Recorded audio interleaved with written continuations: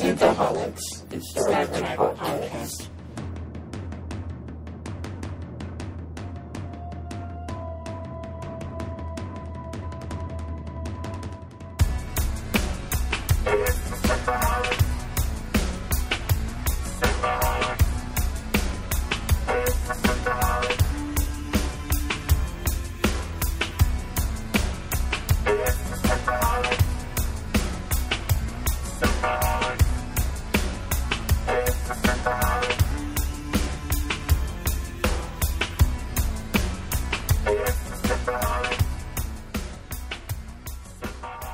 Welcome to Synthaholics. This is your host, David Duncan, and with me is Aaron O'Brien. Hello. Holly's been sucked up the polar vortex with the Red Angel again. The polar vortex. She pops in and out just like the Red Angel. And guest this week is Dave Kish. Dave Kish has been a listener since the very beginning. Oh my God, you poor man. Hi there. Hey, welcome. Thanks for joining us. Good to be here. And speaking of from the beginning, this is our anniversary episode, Aaron. This is like year 5, I think. Get the fuck out of here. Yeah. Really? We're beginning a new year. It's Synthaholics New Year. It's very much like Chinese New Year, but just for us. Just for us. Nobody else knows what's happening. Exactly. Yeah, what kind of ball drops? My balls dropped a long time ago, sir. Wow, that's amazing. Well, happy anniversary, Dave. I didn't get you anything. No, I didn't get you anything either because I haven't seen you since Aquaman. Yeah, it's been a while. We've been basically doing this remotely since Discovery, basically. And even before Aquaman, we hadn't been each other. Christmas just messed things up. The Christmas rush. we've got quite busy. But happy anniversary, buddy. It's another crazy year of drunken insanity. And Star Trek, and we're supposed to be getting Picard later this year, so even more new Star Trek. New. Well, welcome, Dave, and I hope you're ready for this insane ride of Discovery. Oh, yeah, let's do this. Yes, we didn't get anything really big in news, but we got a lot of reaction over this episode, and I guess we'll get into it when we get into Perpetual Infinity for Star Trek Discovery. That's how you get into so much of it, because it's Infinity and Perpetual. It's Perpetual, maybe Perpetual Hate. It could be. But so we have Star Trek Discovery. We have the episodes Perpetual Infinity, Season 2, Episode 11, and aired March 28th, 2019. And we start off with the beginning with Gabrielle Burnham, Doctor, should I say, and they are working on the Daedalus project in Alpha Lupi, which is the star is going to go supernova. And we see a young Michael, and they're getting ready for dinner with her father, Mike. She somehow looks older than the Michael Burnham that's living with Spock. And, we see a nice, happy family getting ready for dinner. And then Michael's very excited to observe the star go supernova. And when she goes and peeks through the telescope, she sees something coming in for a landing. Someone's peeing on the planet, Daddy. That's not pee. Those are Klingons. And we get a giant bird of prey. It's two penises at once. Did you like the bird of prey, Dave? I mean, it's the first time we've ever gotten to look at it, I think. I mean, we saw it in Season 1, but it was all blurry. True. Yeah, we did. Right. What was your thoughts on that ship design? It's interesting.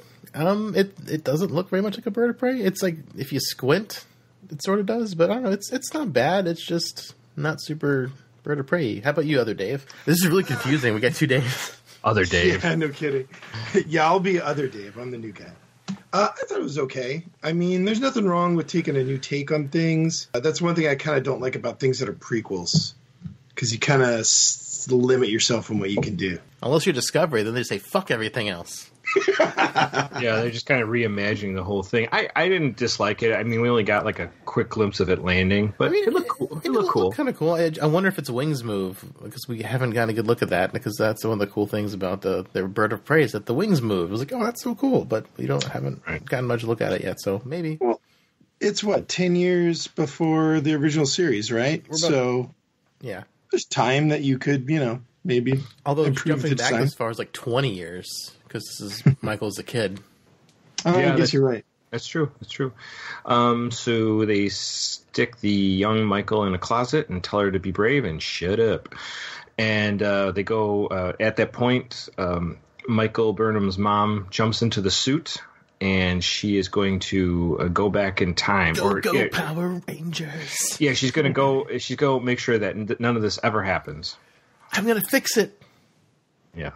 So from there, we get Michael, our current up-to-date Michael Burnham wakes up in sick bay, and Dr. Culber's there, and Pike and Georgiou, and they're basically tell her, you're basically dead for about a minute, and you have a high dose of tachyon radiation, and then Michael goes into like, I thought I saw my mom. Your mom sterilized you. You'll never have a Klingon half baby. It's fine.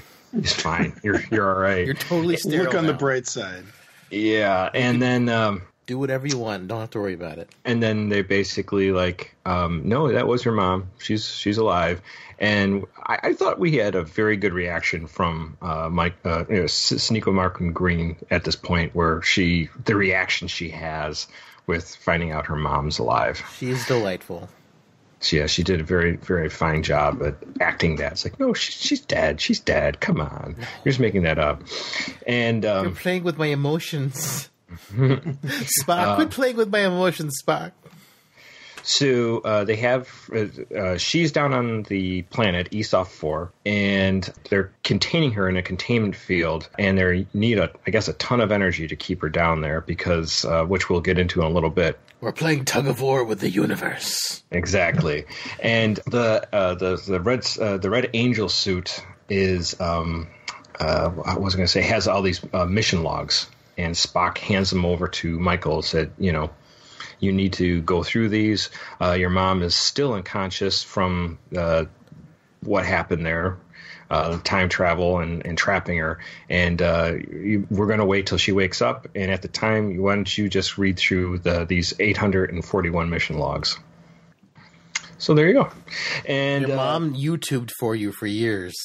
She's a great YouTuber. she YouTubes to an audience of 0. Yeah, where nobody's alive. YouTube is a platform that's still running out there. It's Control. Yeah, it is Control now, exactly. Then we jump aboard the Control blocks all her videos. Yeah, that's right. They just close them all down, flag them all. Even there's no one to watch them, they still get flagged. They're still getting flagged no matter what. That's a picture of me. How can you flag me in my own video? So aboard the Sector 31 ship, we see Leland is on like a table chair, and he's strapped down by his head. And then we have a hologram. How did this happen? I know. How did the robot drag him over there? This makes who strapped him to that? I'm assuming there must be tiny little robots doing that kind of stuff. I don't know. It's just this is the first of all the plot holes in this episode. How did he get up on the table? How did he get strapped in by his head? Why is there all these machines to strap you up by your head? I don't know. So many questions. Who built all that? Yeah, exactly. How does nobody know where Leland is? Has no one gone and checked on him? Checked on him. Yeah, no one checks on the captain. Hours. Yeah, exactly. After everything happened. So Leland's strapped to a chair, and then we see Control is using the holographic version of Burnham, and she's Control's talking to Leland, basically saying, in the past we were trying to fool people, but we couldn't do it easily with humans. There's something about humans we could never quite get, and so we're going to use you as a surrogate, basically. And then they inject him with these nanobots. Nanoprobes. Honestly, it's a pretty terrifying scene, actually. It's terrifying on multiple levels. Like, why are they trying to make it sound like the Borg? And it better not be the beginnings of the Borg, because the Borg already exist. You cannot make this the origins of the Borg, for the love of God. Please, don't do this to me. You say it's pretty terrifying, and it has some to it, but it felt kind of short. Like, there wasn't like this super tension buildup, and you were just like biting your nails. Like, what are they going to do? It just kind of happened. Like, they said a lot of words, and then, oh my God, he got something injected in him, and now he's like evil cyborg dude. All right, cool, let's go. I mean, they could have played it up more horror-y, I agree, Dave, but it was still kind of like uncomfortable a little bit. Very uncomfortable. I thought it was. And the other thing is, I like how Control even gave Leland a little slight saying, like, you make moral decisions without guilt, and you says you operate from several different truths simultaneously. So I was like, so what now? Control, which is basically a computer program, is like, give him a little slap. Like, what does Control know? Although I don't understand. Control's already an AI, and it wants instructions on how to be more of an AI. It's not fully sentient yet, so it's building nanoprobes. It seems pretty sentient enough. It seems really circular reasoning that it's trying to get an AI technology when it's already an AI and it's already doing all these things that are magic. We could just call it Skynet or something then. Yeah, I suppose. But I think what it's trying to do is perfect itself. And once it has all that information, it can. And why does AI automatically want to obliterate all biological life, unless it thinks it's a Nazi AI or something like that, and thinks that everyone's a Jew, everyone must die. No, but I mean, it's like, unless that's the case, but whatever. Well, it sounds like it's not trying to obliterate all life right now. It sounds like it's just trying to take control of things in Starfleet, right? Well, the sphere data, and it wants to, obviously, when it gets Leland, basically, or the proxy Leland for Control, is just trying to get his hands on the sphere data. So, and he's pretty ruthless about it. So. Yeah, but I think he's doing that I think Control is trying to do that to become better or something. I don't think Control says, oh, if I go and take that, I'm going to destroy all life. I mean, like, it doesn't, but at the same time, it kind of does. It's like it knows it's trying to get to that point so it can. It's not very clear, and this is where the writing falls apart to me. Where it's super circular reasoning. It's AI trying to become an AI, but it seems like it already kind of knows what it wants to be, because I feel like Control teleported part of itself from the future to because it had to have come from the future, because Ariam got infected by it. I think it's sort of like when you're going through puberty and you know that you want you want to be with a girl, but you don't know what to do about it. My dick's not big enough yet. Gotta get that stuff in there. You need to get two of them. Yeah. Klingon style. But you're just trying to work towards that. You don't know what the answers are, but it's something's leading you down that path. You just don't know what it. Yeah. Anyways, so after the nanobots go into Leland, that scene ends, and then we get back on Discovery, and we see Burnham's going through all the mission logs from her mom, and she sees the whole Klingon attack on her house when she was younger, and what happens is her mom goes forward 950 years into the future, and she has to try to figure a way to get back in time and fix that timeline, but she keeps on getting pulled back wherever she goes back to where she first started 950 years into the future.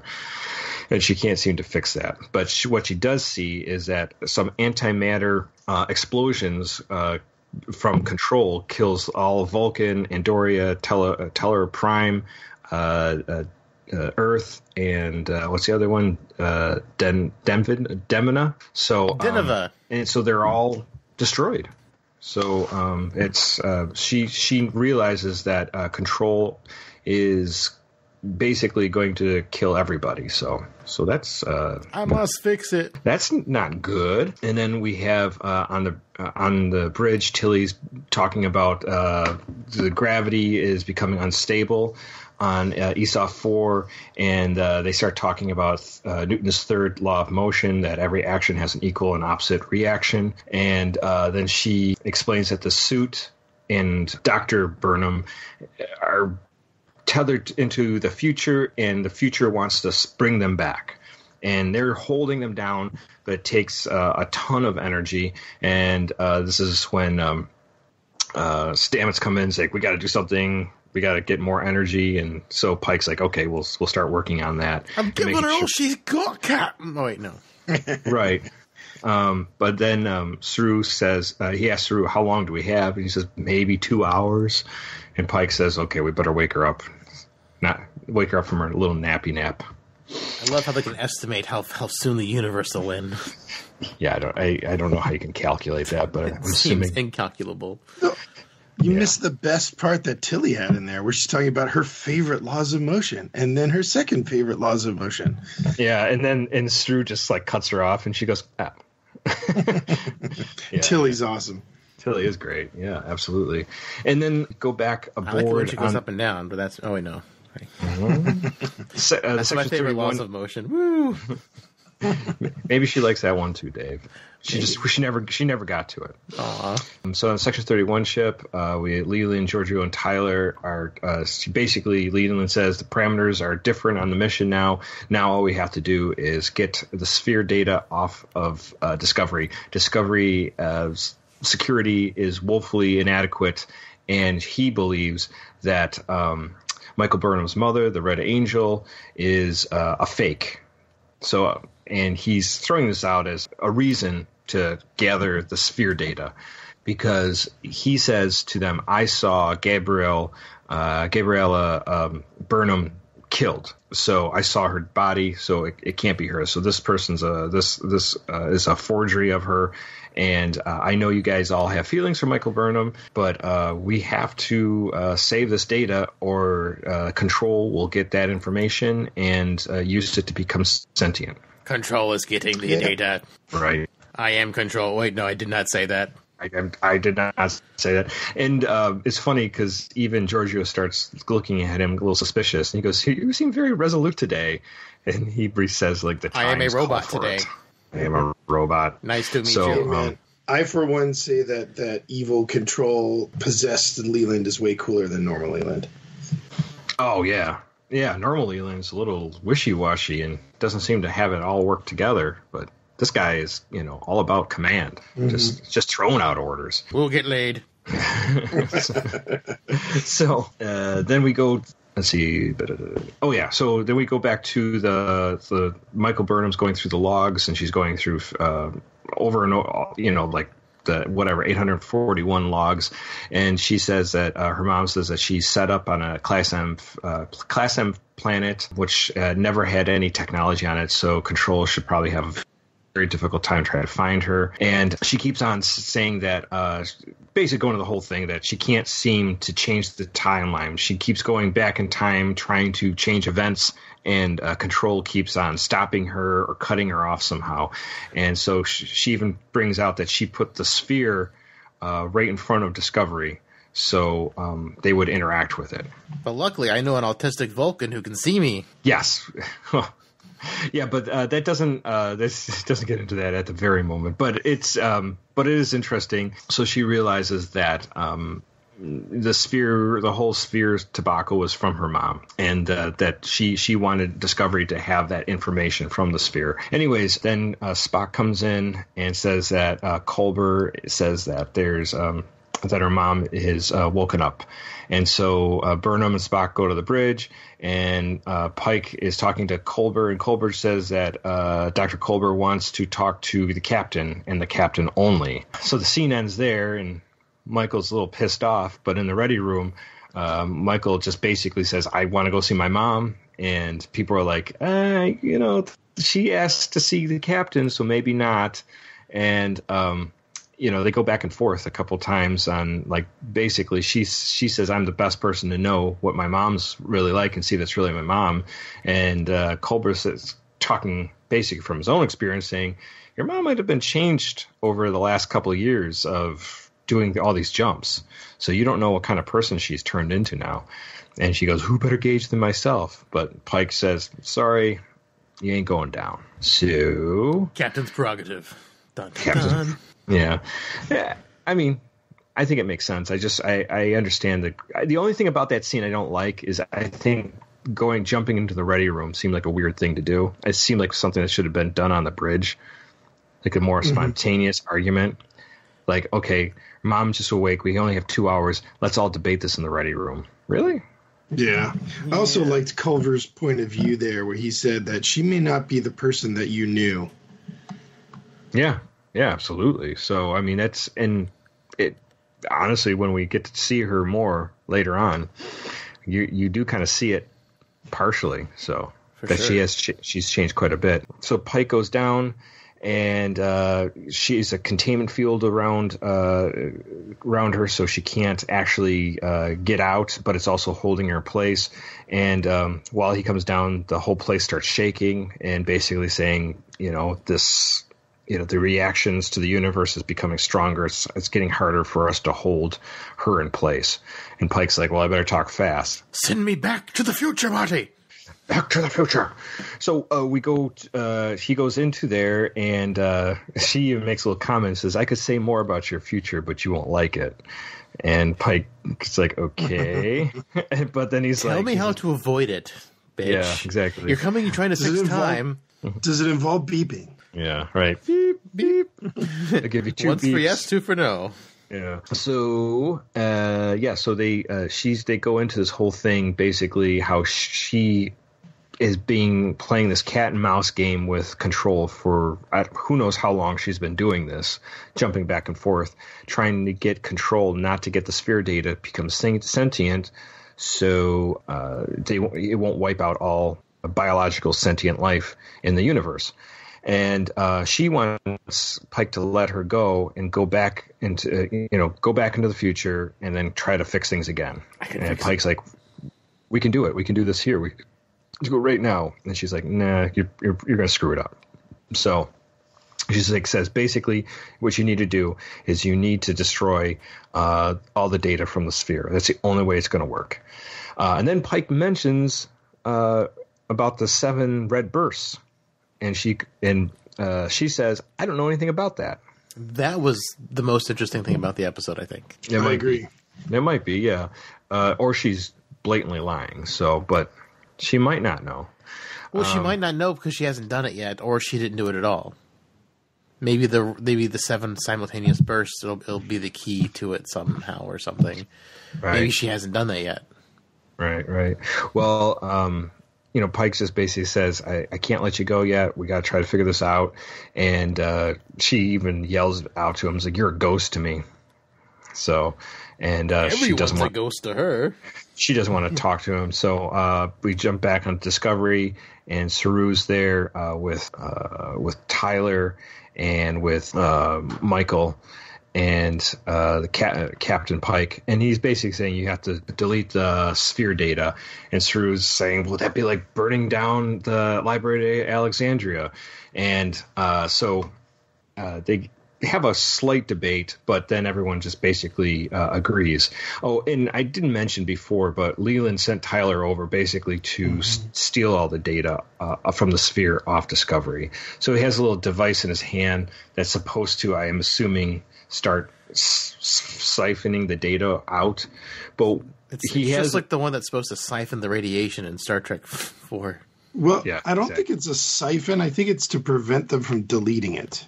It might have been, but he's definitely. But at some point, they're talking back and forth, and then you see he's going to turn it on and start doing his thing, and then he somehow agrees with them, and he turns his device off when they're saying, "We got to delete this. It's the only way to keep this out of the hands of Control." As tragic as that may be, and once Saru starts doing it, the whole sphere data starts encrypting itself on with an ancient language code that nobody would know because it hasn't been spoken, or it's been unknown for thousands of years. So there's no way they're going to ever figure that one out. So Saru has to find a way, but it doesn't look too good. So then we jumped into Spock, basically going over Gabriella's mission logs. And she's just talking about Spock, how Spock was the only one that could possibly see her because of his dyslexia and his atemporal and the effects of atemporal dysplasia, that he was the only one that could interact with her. So Spock was the key to get the ball rolling, basically. Autism is the key, just like in the new Predator movie. Well, he's not. Don't say he's autistic. They say he's dyslexic. There's quite different. Yeah. Yeah, it is, believe me. But anyways, they Spock and Michael have a moment where they kind of was like it was wrong to judge her about her emotions, and what is it? Michael says it was petty, and he says it was unmerited. So I like how they have different ways of defining things. So then from there we got Leland's talking about the Red Angel and how Tyler doesn't want to basically go through Leland's plan, and Leland backs off, realizes that he's not going to be able to control Tyler to do his bidding. So he just says, yeah, just hang loose and, just keep an eye on things and let me know. You made the right call, Tyler. Don't worry about it. So obviously he realized his agent was going to do what he wanted to do. So from there, we get Burnham gets Pike to say that, hey, we can go down to the facility on Esau 4 and you can talk to your mom. And so we go down there, and Michael and her have quite a strong heart to heart, wouldn't you say? You're dead to me, child. Let me go back to the future. You're dead to me. I don't love you no more. That's probably what I'd expect. I would expect her to be, after all these time jumps and all these things. It's been so long since she has seen her daughter. I wouldn't expect her to have as much of an attachment. I thought it was funny because you said that I've seen you die 100 times, and I'll probably see you die 100 more times. And so I'm detached. It's like, well, then why are you still like? She made it sound like she had no feelings anymore. So why are you trying to save the universe if you've got no feelings about it? You've got to have feelings if you're still trying. I think she does, but she points out at the very end. She says there's only the bigger picture now, nothing else. And so she's like, I have to fix this thing with the control AI to save the universe. I'm the only one who can do it right now, and you people are just in my way. Mm-hmm. And I get it in a certain sense that she's like, this plan that I had didn't work. You guys, trapped me here because I felt that I had to save you, and I kind of get that point, and I actually, honestly, is shitty as it sounds, because she's being real shitty to her daughter, who hasn't seen her in 20 years or so, that she's sticking to a bigger picture than just her affections. If that's so, why did she come back and save Michael? I agree. I mean, that doesn't make a lot of sense. Writing is so bad. It's bad at points. I think plot points it has some hard times. I don't know. We see her backpedal on all this. Because when Michael first comes down, I think she thinks it's a ploy from Pike to make her more reactive with her, So, anyways, so then we go back to Discovery, and Burnham is talking to Stamets, and it's basically saying how long it's got 43 minutes till we don't have any more power to hold Michael Burnham's mom in place. And so basically, no matter what, even Tyler says maybe the Sector 31 ship can help, and he's like, no, it's probably not. It's getting too big. So, and then we have a great debate until the very end, can I say? But we get this idea about what we can do to get the sphere data off Discovery and save Michael Burnham's mom, and it's basically upload all the sphere data to the Red Angel suit, which has, I guess, quantum computing, and has almost infinite stated storage, and let that go far into the future and set it basically to go perpetually into infinity. So the suit is going to keep on going forward into time. And at the same time, they said they could beam their mom, Michael Burnham's mom, using some dark matter particles. I'm not quite sure how this exactly works and how they can engineer this within 43 minutes. But it looked like just regular transporter enhancers we see in Next Gen. Yeah, it's just technobabble. Technical babble. So they're going to beam her, and then break basically this tether that's pulling her 950 years into the future. So that's the plan. And then we get the great little scene where Spock says, "I like science," which we will get into later. I like science. Science is good. Science is good. Hey, you like science? We should hang out. Yeah, man. I'm glad You and me, baby, officer. ain't nothing but mammals. Let's do it like they do on the Science Channel. So we get from there, Leland is with Georgiou basically telling Georgiou that, hey, look, Gabrielle Burnham, she's got a view of everything. She knows everything that's going to happen. She's seen everything that we've done probably hundreds of times. She's a better person than you. So, and she has Michael Burnham's undying love. Like, don't you kind of want to get her out of the way kind of thing? So, and she's like, what are you trying to get at? And he says, well, we should get all that sphere data and they're uploading it onto the suit. So I want to siphon that off. So I want you to beam down there and start my plan in motion to get the sphere data and bring it onto the Section 31 ship. Go flirt with her a little bit. It'll be fine. So, yeah. So back on ESA 4, Gabrielle Burnham noticed that her suit turns on, and then all of a sudden the security cameras shut off, and who walks in is Georgiou, and she has a little conversation with her, and basically talking about what she's done, what she has been doing, and Burnham seems to know quite a bit about Georgiou. She's watched her over the years, and she knows basically that she's Terran and she's not from the Prime universe as well. So she's quite aware of what's happening here, and so anyway, so we go into this whole thing where she sets up these little devices that are going to siphon the sphere data and bring it onto the Section 31 ship. So at that time, Georgiou starts having a different thought, and she contacts Tyler and says, "This is going to be a test relationship. Let's test our relationship. So let's see how far we can take this thing." So, do both your penises still work? So only one way to find out. Only one way to find out. And while she was talking to Michael Burnham's mother, she says that the control considers her an unacceptable risk to the larger mission, and then she remembers that Leland says the exact same thing. So she's like, this is the same person. So somehow Leland has been compromised by control and has taken over. So that's when she decides that she's going to try to cut the feed down at on ESOP 4, so Section 31 ship won't get it.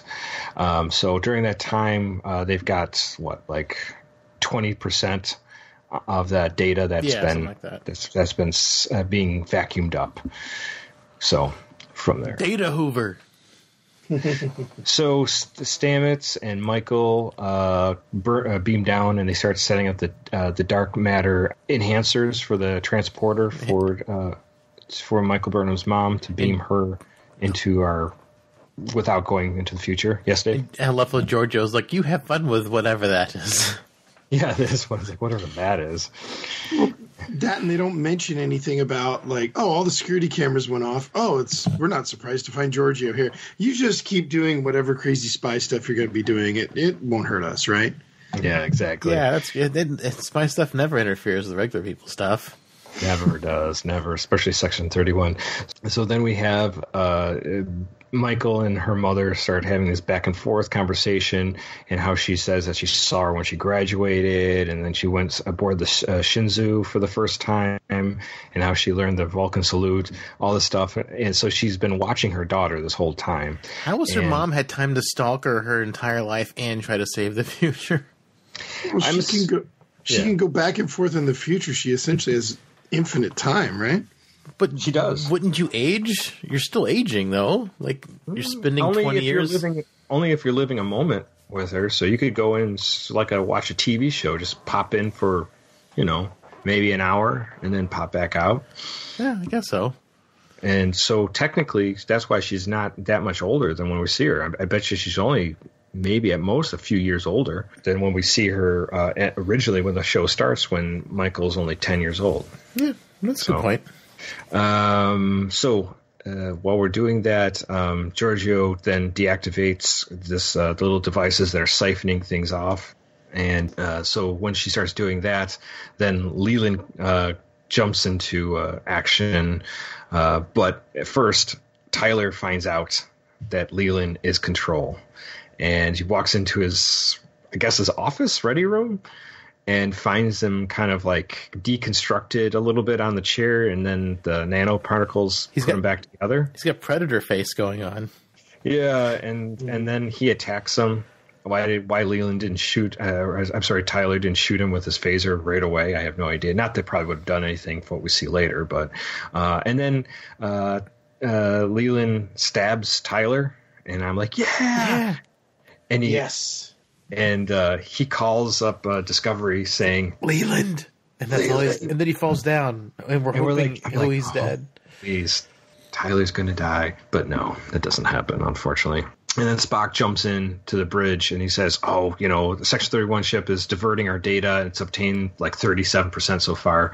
And then that's when Tilly says the gravity's getting crazy now. It's getting too much. And so Leland beams down with his phaser rifle and a couple other phasers. And they start a big gunfight down on Esau 4. And we have him shooting Michael and Nam and Stamets and fighting Georgiou at the same time. So, and he can take the phaser hits and doesn't seem to bother him whatsoever. So he's got nanites to fix him. Yeah, and at the last minute, he's got sort of like a Wolverine thing going on, and Burnham and I think was it Burnham and Stamets basically say, hey, if we got to shoot one of the dishes, and then if we blow up these dishes, it should make a big enough explosion to shut off the field, and they'll be sucked back up into the future. Yes, Back to the Future, buddy. Back to the future. Just Michael promises her mom that she'll find her. I'll find you again, Mama.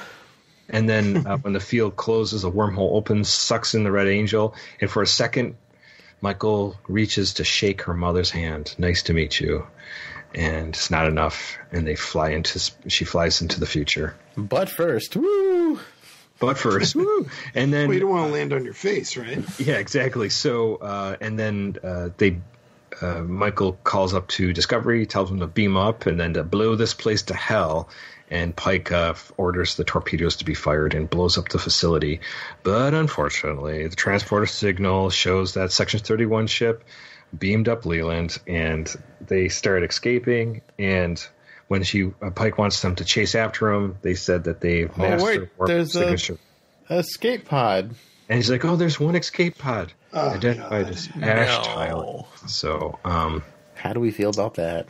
Yeah, and then you know how I feel about it. And then in the quarters, Burnham sitting there, watching one of her mother's mission logs, and feeling pretty sad. And this is where Spock comes in and says that Control only got 50%. Yeah, I like science. I only got 50% of the Control only got 50% of the sphere's data. And basically, he thinks that her mom was wrong, that the present does matter. What we do right now says what's happened. The future's unwritten. So what we do now is very important. And he sets up the board to play some chess, and we kind of have like them coming back together after that huge argument we had a couple episodes back. And that wraps up the show for Perpetual Infinity. Dave Kish, what did you think of this episode? Well, I thought it was okay. Not one of the better ones, not one of the worst.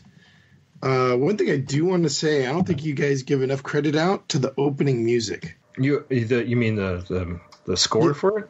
Yeah, the opening credit music. I love it. It kind of combines both the old and the new.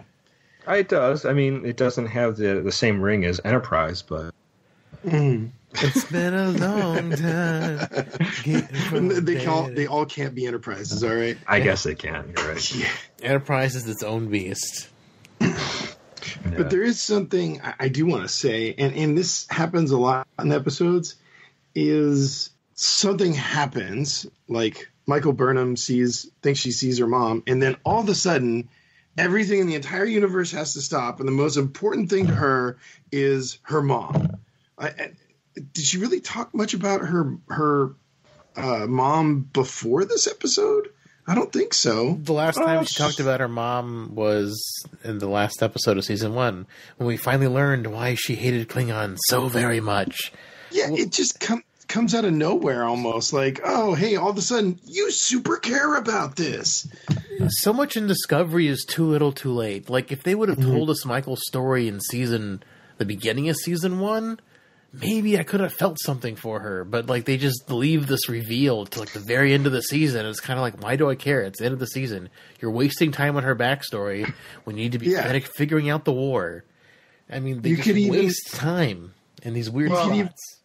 Go ahead. I a little disagree, because I think they keep on. I mean, there's like a character. They're kind of like, you're taking one peel of the skin of the onion off at a time, and you are kind of learning a little bit about her. I mean, we did see, obviously she was raised by Sarek and Amanda, and then we find out her mom or her parents were killed by Klingons. We don't know what circumstances. So we kind of always figured that at some point she was a little messed up. And in the very beginning of this season, we basically see how she was adopted and brought into Amanda and Sarek's home. So she was 10 years old. So you got to figure that she had a strong relationship with her parents up until that point, and she probably was traumatized from it.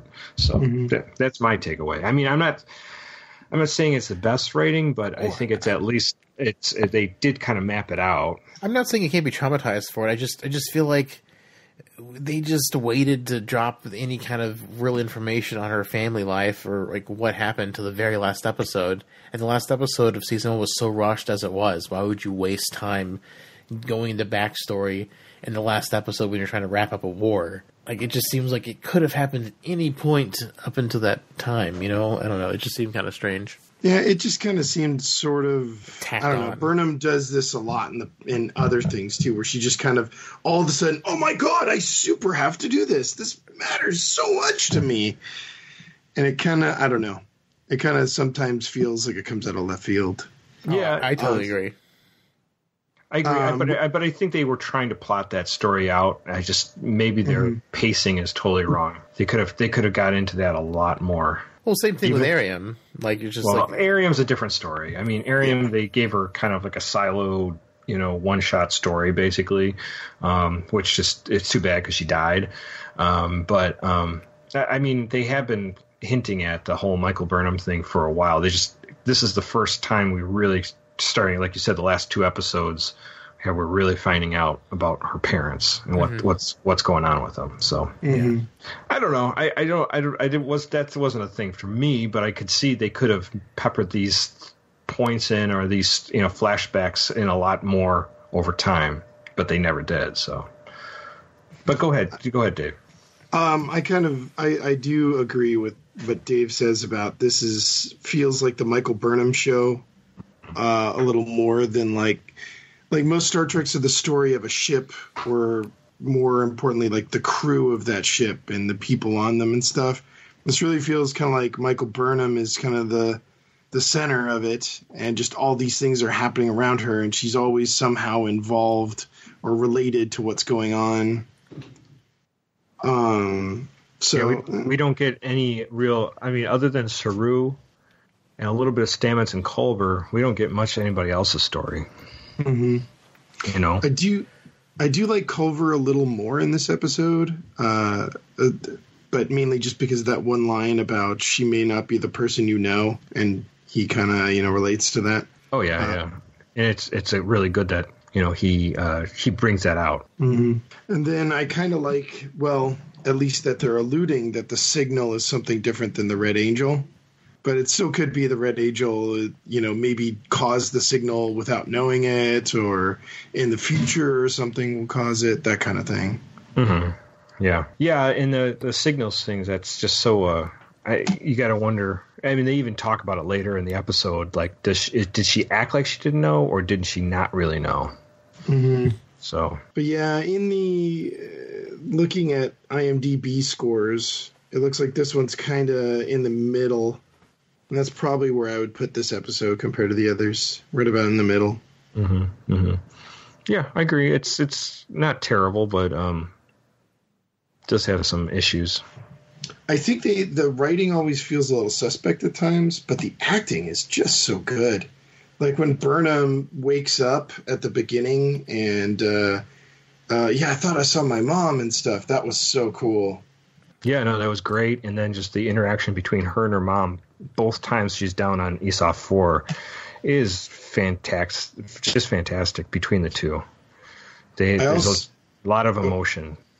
I also like the part where they're talking about deleting the data from the sphere, and Ash is there, and you can tell like Ash had done something, but no one picked it. Like you could tell that the way he was asking the questions, are kind of like looking a little bit suspicious, but not super suspicious.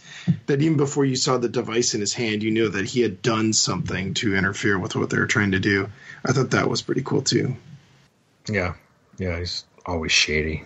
Yeah, but I mean, I do wish they should have killed him off. But if they were going to, they would have made him say something a little more like. It would have been like, "I love you, Michael, forever, forever."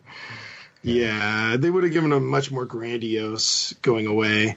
Yeah, but it might have been more exciting too if they like went over there and rescued him or something instead of just some. Oh, look, there's an escape pod. Like, I wonder if they were walking out of the writers' meeting, like, oh, we forgot about Ash. Okay, someone just say he's an escape pod. All right, cool. Beer's on me. Throwaway line. Yeah, exactly. Just covers our ass so people who like Ash Tyler can stay alive. I don't know. Yeah, right. I do like Ash Tyler, actually. He's kind of that, like, that kind of gray area character, and you kind of feel like you can make him be good or he could end up being bad. Like, I don't exactly want him to be killed off, but I kind of hope he gets hit on the head and becomes Vok again and forgets who Ash Tyler is, because the thing is that Ash is just the little program they put over top of Vok. So I just can't wait for him to get his head hit, to get a concussion or something, and never be Ash Tyler ever again. That would be great. Well, we might see that come out with when he goes back to that planet for the Klingon world. Oh, yeah, that's right.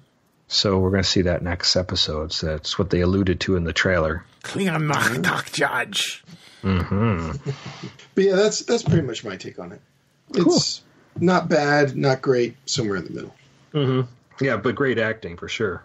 Oh, without a doubt. Oh, the acting's phenomenal. Yeah, I was going to say, like, original Star Trek, right, had actually very good writing, but I love William Shatner. He's my buddy, but his delivery wasn't exactly the best. Yeah, I'm back and forth with that. Like, I know it's not great, but it's also kind of a reflection of the times, too. So that's why I always give it a little bit of pass. And something about that you couldn't, with any of those actors, you swap out, Shatner, Nimoy, DeForest, Kelly. That show probably would never have worked. You needed those types of people, and something about their personality and their charisma or something shine through more than anything else. I can't quite put my finger on it, why it was such a phenomenon, and why we're talking about it 50 years later. So. Yeah, without a doubt. I mean, when TNG came around, you have Patrick Stewart, so just forget about it. It's like the best acting you could possibly get. So and I really think we're getting some fantastic acting in Discovery. If only the writing was half as good. Tell me about it. How about you, Aaron? That's my take. Yeah, great. What are your thoughts, Aaron? So I was saying before we started recording, I sent it obviously I posted a couple things to the Facebook group, which seemed to have got some people either agreeing or riled up about it.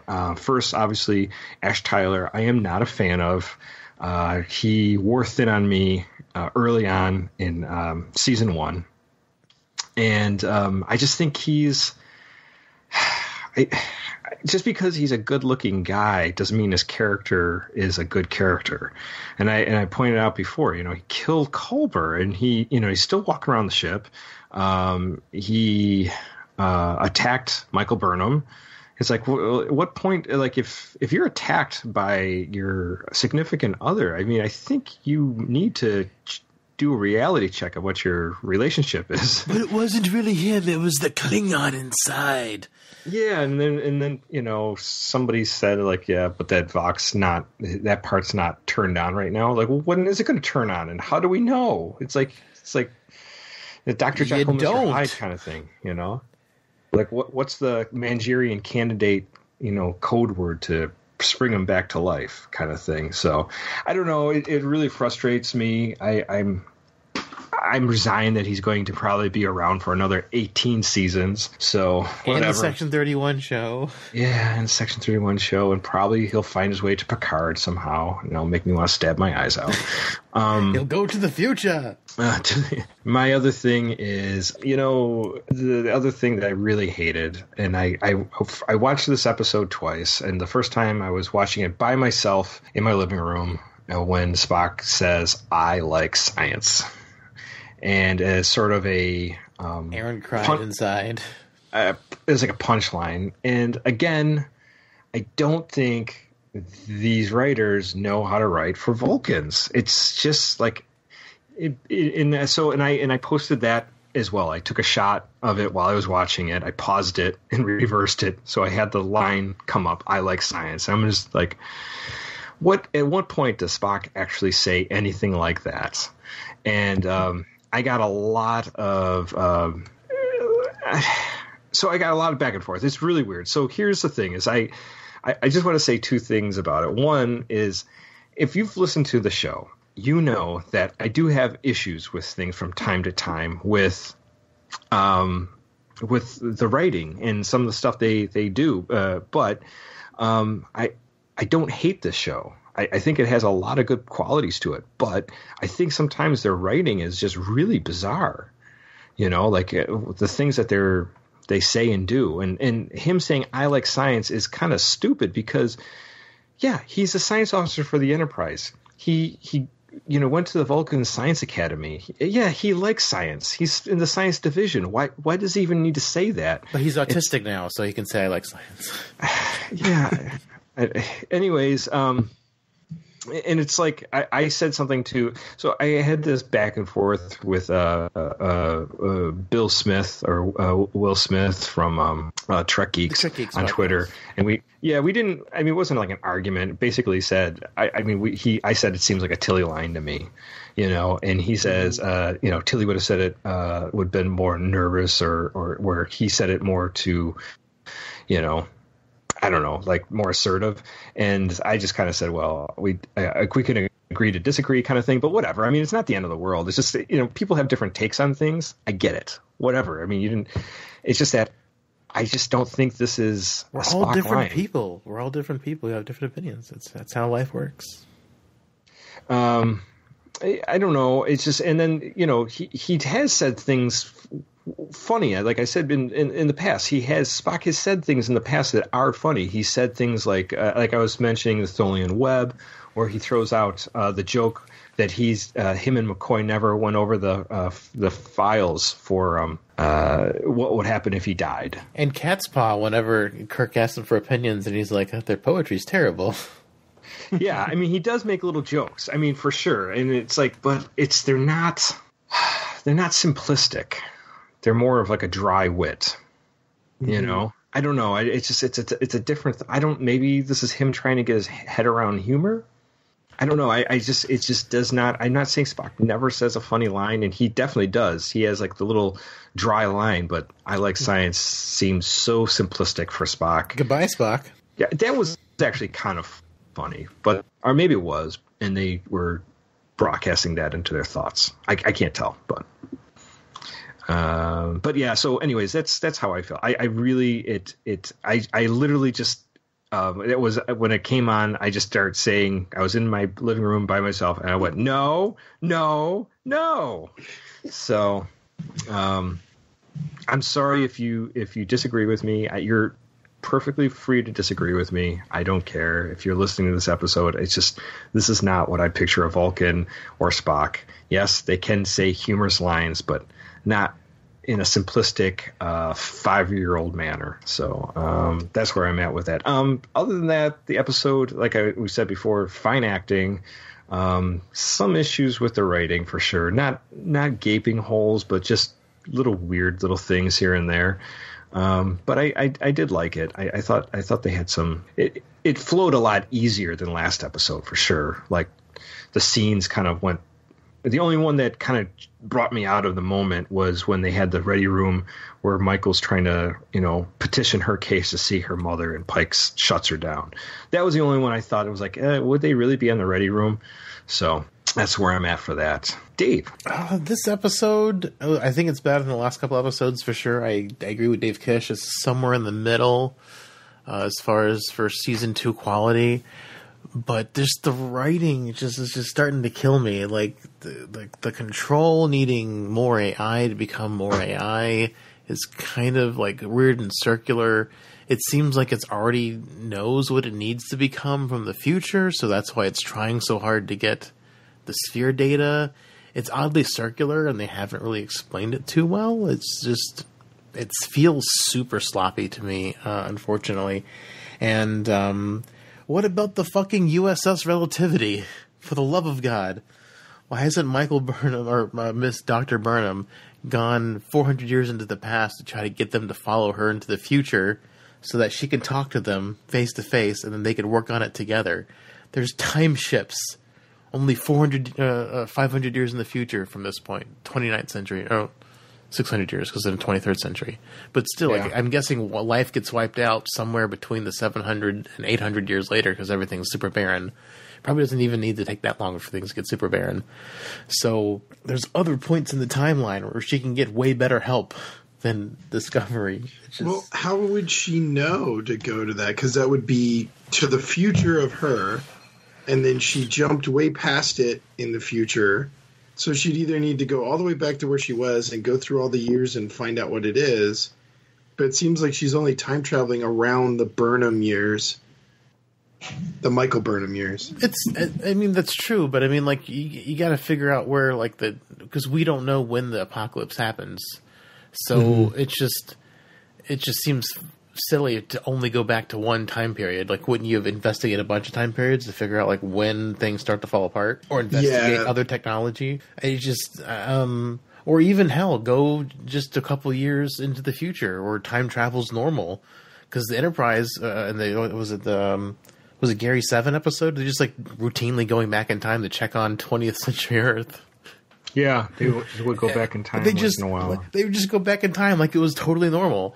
It's just they've got time travel as old hat. I don't know. There's so much, and and she's linked to Spock for some reason. Spock's on the Enterprise, and Enterprise time traveled seemed like on the regular and TOS. So I don't know. There's just lots of better reasons. Well, not just that. We also saw in Voyager there was plenty. Who were the time patrol police that came up? The USS Relativity. Oh, yeah. That's what I'm talking about. Yeah. I mean, they should have at least intercepted that kind of change in the time stream. Yeah, sure. In the temporal Cold War, people from Enterprise, there's several different time factions, and this is why I was getting excited, hoping it was a temporal Cold War thing. And they're jumping, because we had the part in Enterprise where they jumped into the future and everything was destroyed. Yeah. Because they did that in Enterprise too. And so, there's just so much time travel in Star Trek. How come no one can help her out? How come no one else has noticed this aberration in the timeline? It's just kind of annoying that there's all this stuff and no one is trying to fix it except this one person. I'm just and especially something that's so pivotal on what history what will happen to the universe. If Vulcan's destroyed an Earth and all the other big planets. So the only thing I can think of as to why this isn't happening is that Discovery is its own timeline, and none of this stuff happens. The USS. Oh God! Because it's the only logical thing other than that the writers have no idea what they're doing and have no idea about Star Trek lore. But that's such a get out of jail free card. That's kind of like the JJ verse, right? Oh, we do this thing and we're totally different than the other, and we don't have to follow. But CBS canon. But CBS has maintained that they are a prime timeline. It's kind of hard to reconcile. One of the things I was talking about beforehand is like this show would be. It's something we talked about with Trek Yards last year on Discovery. Everything about Discovery makes 100 times more sense if it's a post-Voyager series. Agreed. Everything. Why did they have to make a prequel? Why a prequel? The only reason, and this is what I wanted to say, this is why I think the writing's bad. The reason why it's a prequel is because they know their story's not great, and so they have to give us a reason to care. And so the reason we care is because it involves Spock and Spock's family, because Michael's an adopted sister. We can do callbacks to original Star Trek stuff, so we care. But I feel like they know their story is bankrupt as far as from a storytelling perspective, which is why they didn't set it in the future, because if they did the same story with totally new characters, there'd be less reason for us to care. I agree. I think if this was set after Voyager sometime, season 1, season 2, even if you had a Klingon war, would still be so much more interesting, so much more fascinating, and it would be totally and you didn't. The Klingon fear of homogenization makes a lot of sense then. The ships being bigger and more powerful and neat looking, because the ships do look like post-Voyager era design ships. They don't look like pre-TOS ships. Like this new future thing, like, rewriting the timeline so that things can't happen. Because I mean, like, if this thing is jutting the timeline, if it's jutting the timeline further in the future, maybe the relativity can't exist. But everything so far in the past, relativity should be monitoring all this stuff. Yeah. In the timeline. And it's just, I don't know. And then the temporal Cold War people from Enterprise should be monitoring this, because they're in like the 29th century also. There's so much stuff in Star Trek they should be preventing this from happening. Like, they could have prevented the Klingon War from happening if the Klingon War wasn't supposed to happen. Since, like, in season 1, where it was like, where's the relativity? Where's the relativity? Why didn't the relativity go back and bring Discovery back to the beginning of the war instead of leaving them around for 9 months? Why'd they leave them gone? They could have just, okay, you Discovery, you need to go back to where you were in time. Maybe we can do this. Maybe they'll do an Ex Machina thing at the very end where, like you said, the relativity comes in and fixes all that shit. I don't think they will, because, Well, why not? I mean, Star Trek does the non sequitur episodes. Why not do why not do an entire show that's a non sequitur? So why not? You'll have like a final episode that just has Riker cooking and telling the story at the end of the series. Exactly. Early. Yeah, exactly. I mean, Enterprise, the entire series got relegated to Riker's holodeck shenanigans. I mean, like, because the chef, you never saw his face, and the chef, I'm pretty sure, showed up in season 1. So that means all of Enterprise is suspect. That's why, you can say that Enterprise breaks canon, and it doesn't matter because it's all Riker's holodeck thing. I guess this will be what, O'Brien's holodeck or something? Oh boy. Maybe. That'd be great. I'd love to have an O'Brien cameo.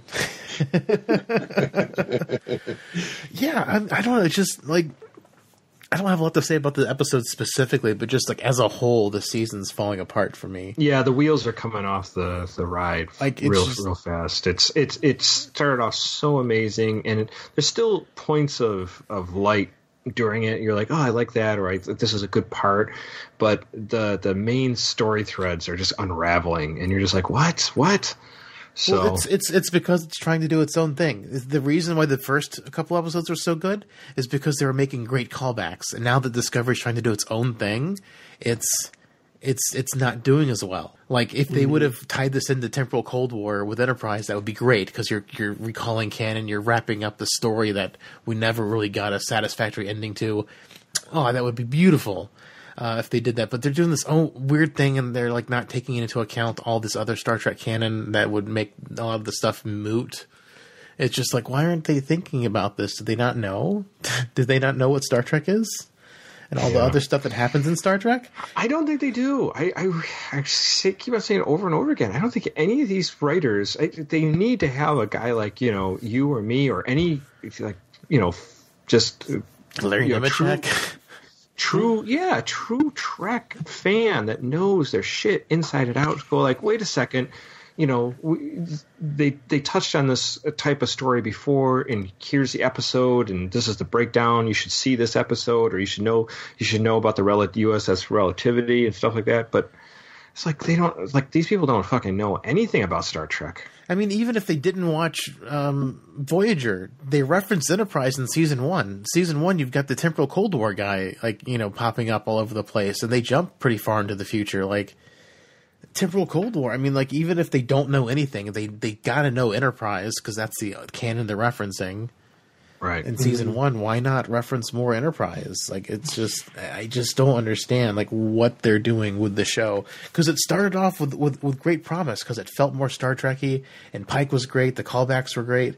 And then, like, as they're doing their own thing, it's just falling apart, and I really hope they can put it back together in the last 3 episodes, but I'm worried they're not going to be able to. Yeah. Yeah, they may have written themselves a bit into a corner or something like that. But at the same time, too, I'm not sure the series is the sole target audience of it is existing Star Trek fans. I think they're trying to generate some new ones. I just kind of wish they would, you know, especially not muck with Spock. I agree. I think they are trying to cater to new Star Trek fans because, like, where's like the deep thoughts? So much of this show is just surface layer. Like, you take what you get. Like, there's not... I don't know. I don't think we've gotten as deep on Discovery episodes as we've gotten on some, like, old episodes of Star Trek. Like, Pale Moonlight, there's so much to debate. Like this, the morality of it all. And, like, this seems like, you know, they bring up the Prime Directive, but, we're just going to ignore the Prime Directive. I think after, like, the 3rd episode, I was like, why don't they just rescind it for the rest of the season? I mean, because they keep just it's like a fake quandary. They're just ignoring it, so let's just rescind it. And then it actually hasn't come up since that episode, really. Or even like super deep stuff, like that one episode with it was Enterprise with Phlox, and like they had like a pandemic or something. The genocide episode. Yeah, dude, that was deep, man. That kind of like you watch that, and you felt kind of, I don't know about this. I've never had that feeling with this show. Yeah, the show not yet. The show does not give me any deep feelings at all. It doesn't make me contemplative like old good Star Trek has. It's very surface level, and like if they're trying to cater to a Game of Thrones crowd, which is why I thought before they announced it, when they were saying it's going to be on an online platform, that would give them the freedom to do that. But they're not even doing that. They're not even trying to cater to the Game of Thrones crowd with like the excess score and the nudity and all that stuff. I don't know who their audience is. I mean, it's got to be. They haven't figured that out either. It's so bizarre to me. It's like we said at the last episode. You know, they're still keeping with formatting for, you know, regular TV. You know, cut that shit out, man. I mean, it's like it doesn't need. You don't need to do commercial breaks anymore. Just stop. You know, if you have our dollars, why do you need more advertising? Secondly, like we said, only Star Trek fans are going to pay to watch it, so they should be catering to Star Trek fans. Right. And you have, you know, it doesn't have to go 40 minutes to an hour. It could go, you know, maybe a little longer, maybe a little shorter. You know, like we were talking about Umbrella Academy last episode. There's some episodes are 40 minutes, some are over an hour. You know, it's like it's just however it takes. Who gives a fuck? You're watching the whole season. Enjoy it, you know? Yeah. And that's another thing that pisses me off. Just unload the whole fucking season. Like like Netflix, you can watch and burn through an episode. I mean, a season in what? A week or so. You know, maybe if you can watch a lot, you can do it in a couple days. You know, but I mean, still, I mean, it's just like it just to me, it's like, why are we like being strung along? You know, every episode. I don't know. Their ideas are so stupid. They're so behind the old model. They can't get ahead of it. Just look at Netflix model. Look at HBO. That's what you need to do. Just do it that way. Well, HBO does release every week, though. True. You're right about that. Yeah, they do. And maybe because it's a bigger budget, you know, like Umbrella Academy is not that big of a budget. So HBO releases every week because they're tied to the regular TV station, because they come out on the TV station and they come out on demand. Whereas CBS All Access is only a streaming platform like Netflix. Their stuff doesn't come to regular TV. Yeah, so. Not only that, but they're trying to hold on to that subscription, right? If they just release it all at once, we'll buy it for a week or a month, binge watch it all, and then turn it off again. It's the only thing I watch on it. Yeah, exactly. Well, exactly. We got Twilight Zone starting soon. I'm excited to watch that, but I think it starts tomorrow, actually, or it'll be yesterday as of when this comes out. But yeah, I don't know. It's weird. Like, you know, like I don't hate Discovery, but I feel like I'd like it more if they would stay true to Star Trek.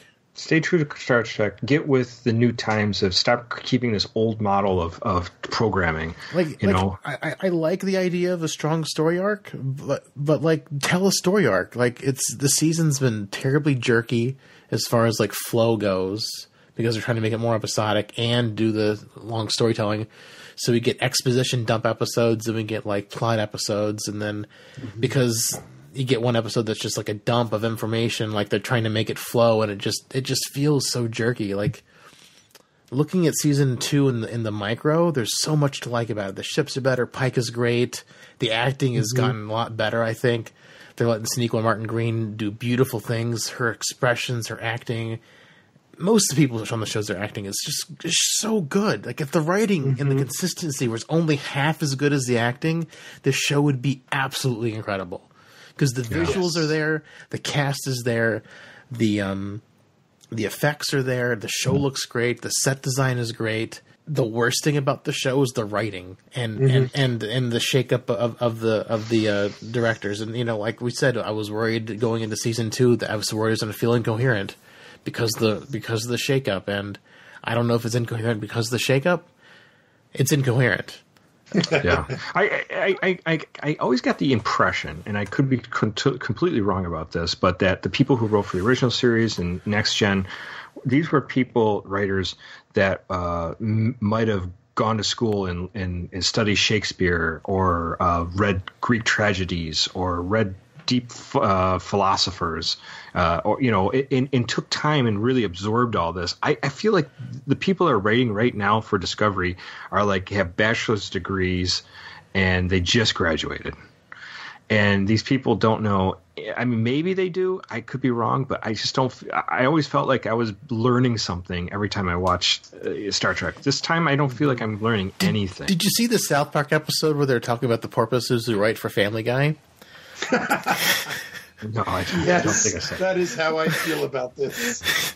This is how I feel Star Trek Discovery's going. Like, because the South Park was making fun of Family Guy because the jokes that are so random and dumb. It's like they said it's like a bunch of random porpoises. Like there's a bunch of beach balls with like words on them or something. The porpoises knock them into a different tank, and they use what they knock into the tank to make a joke out of. That's how it feels like Discovery's being written for right now. Like I don't hate the show, so don't run away and say, oh, Synthaholics hates the show. Like I want to like the show, but there's just writing. Writing is a show. So if you've got great everything else and the writing's bad, it falls apart. Like Prometheus had great actors. It had great special effects. They had good actors, and the acting was pretty solid. But the story's garbage. If the story's bad, the writing's bad, it can't.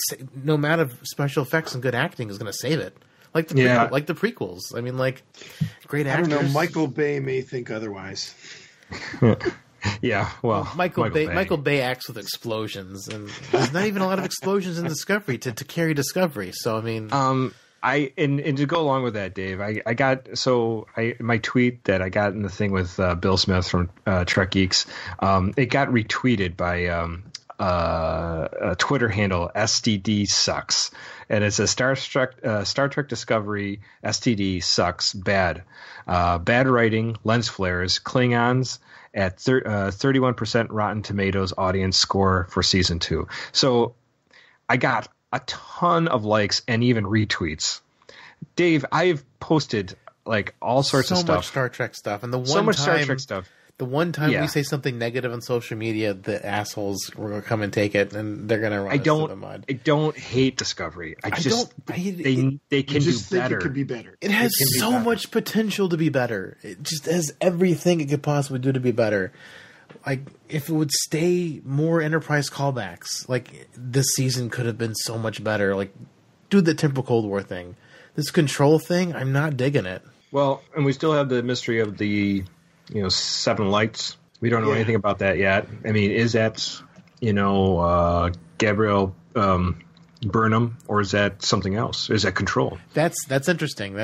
But again, Discovery gives us no clue on. I mean, is she lying? Is she not lying? Is she going to do it soon? to get Discovery's attention, even though she's already got it. I don't know. It's like, with time travel, you can do all this weird circular stuff. Yeah, it's interesting. Discovery just has so much potential to be so much better than it is, and I think that's what you're hearing from us. We're just it's got so much potential, and it's just being squandered. We also got a little message in a bottle from Holly. Yeah. Should I read that? Yes, please. It's because it kind of goes opposite of everything. Well, not everything, but parts of everything. So this is what Holly, since she can't be with the show, she just wrote us a quick note that she wanted to get her take on this. She's a genie in a bottle. So picture her saying this in a much better way than I'm going to say it right now. So, anyways, channeling my inner Holly. That's my inner Holly. Okay, so Leland is infected. I'm not sure if me being right counts because Control entered him through like a spinal fluid instead of a pierced eye, but still. And she did kind of call that. So I was confused on that last episode. I think the eye thing was it implanting the holographic projector so he could see the holographic thing. I think that's what happened. But it also took him out. Yeah, it knocked him down, yeah. And next she says Dr. Burnham was either lying about the signals to keep Control from finding out about what they are, or Control has been controlling the signals all along. Yes, they could be either one. So this could be something Control is throwing out, or this could be something that Dr. Burnham doesn't want Control to find out. Absolutely. Which I don't know how Control wouldn't know by now.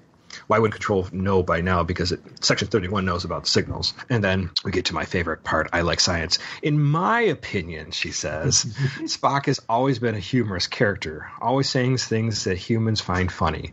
But joking was not his intention. I like science, in my opinion, was a suitable line because it's kind of an obvious fact that Spock tends to point out, like sometimes he just points shit out, and you look at the chief, and you look at your chief medical officer and roll your eyes.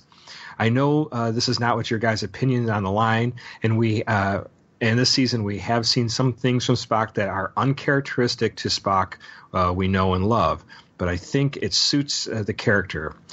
I even went and watched YouTube video compilations of funny things Spock says. Anyways, I keep thinking back to Calypso short, and now that I think about it, here are some observations. The brightest star, Saru's portion of the season seems to have ended, which is true. Saru's story is kind of eclipsed now. Runaway, Tilly's portion of the season seems to have ended. We don't get much about Tilly anymore. Calypso. Is Discovery abandoned because they somehow trap Control in her, and they control, and when Control is left alone for so long, does it make them less intent on the ending on all sentient life?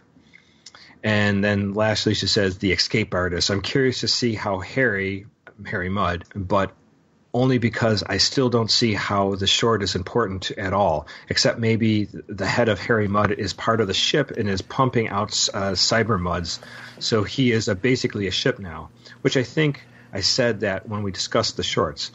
That's that only kind of ties in because it would mean that he is now an augment human like Ariam. So, good point. It's Calypso must tie into this somehow. If Discovery gets pushed into the future somehow, then that's possible. I don't think maybe that's going to tie in at all. No, because they've already announced season 3. I don't think Discovery's going to get stuck in the future. I think it's a different timeline too, because the humans are at a war, and that guy that gets found out. So it's a different timeline. The Discoveries in the future and Calypso. I don't think they're going to tie in at all. I mean, the only one that ties in, I think, is the Saru one. I don't think any of the other ones tie in at all. Well, Runaway didn't seem to really tie in at all. Runaway's not.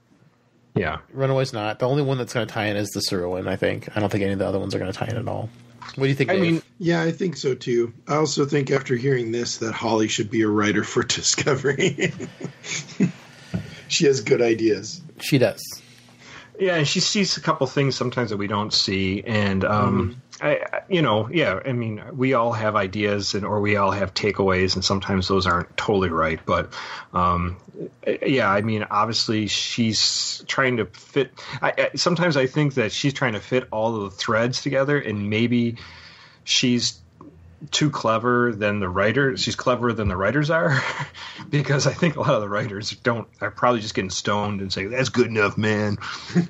Yeah, just put him in an escape pod. Just put Tyler in an escape pod and let's go out, man.